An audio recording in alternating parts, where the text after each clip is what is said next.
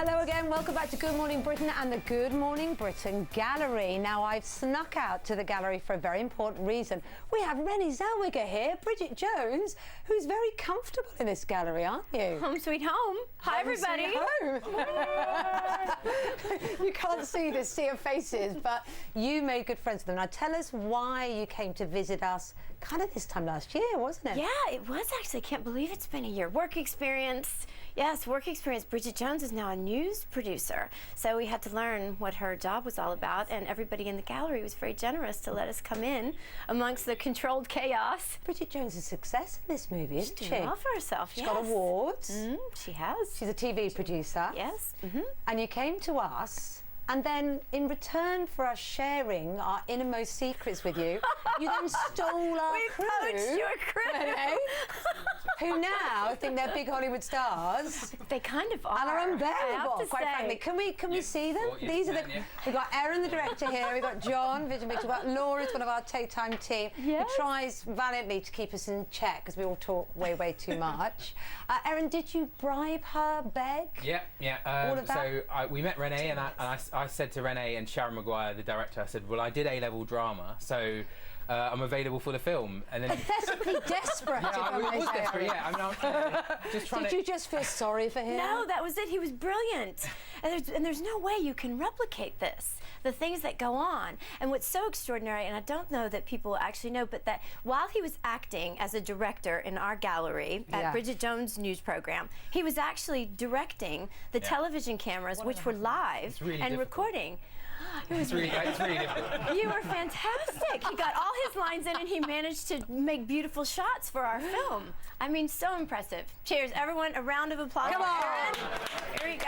Bravo. All jokes aside, we know our team are brilliant. They're absolutely amazing. I don't know how. Was it nice working with some good on-screen talent for a change? Finally, to work with some real A-listers, you know. So yeah, it was a dream come true, Kate. Yeah. No.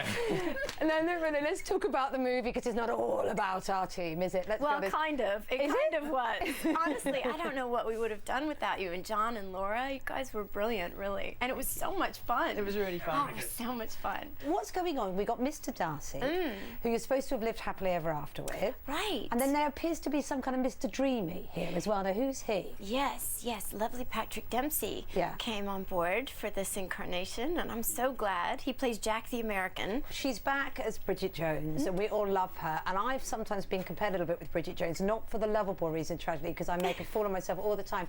And since you were lucky enough to invite me, I was lucky enough to be invited to your set. We had a good old chat. You were in character, so it's kind of weird because you were Bridget Jones, and the room was exactly like my bedroom, only tidier, unfortunately, at home. So it was all very weird.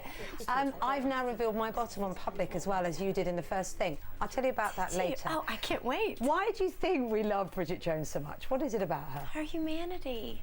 You know, she's insecure, and we're privy to her anxieties, and we all relate to being in the face of, you know, escalating disaster and not being able to do anything about it. And she kind of gives us all permission to be imperfect as well. Yeah. And I think it's inspiring. It's lovely to have Bridget Jones. It's lovely to have you back because you took a pretty hefty break, didn't you? About 6 years of travelling. Yeah. Why did you feel you need to go off and do that? Was it to get away from being a star? Or? Maybe a little bit of that, to have a little normalcy. I wanted to learn some things, and learn some things that didn't have anything to do with researching a character. No, that's all. I know, it'll take some different time kind of life experience. You know? Yeah. Well, it's lovely to have you back. The brilliant thing about being here chatting to you is I've got nothing going on in my ear to tell me to shut up. Really? However, they're all jumping up and down to make you go, shut up! Because I see this and I know we need to make up some time. You know, don't you? Yes, I you do. know. You know. Stop asking me questions. We have to go. Good luck with the premiere tonight. Thanks so much. Can't wait to see what you're wearing. Yeah, we'll talk about that because I might have to know, sustain right? it. Yeah. The stories that I'm telling are about aging, but about aging in a positive way, not just sort of a negative, oh, push her aside. What is the story? I mean, people talk about women as fine wines, which is all well and good, but there's so much more to it than that. It's so much more interesting and complex. But you are a Chassé Latour 61, if I may say so.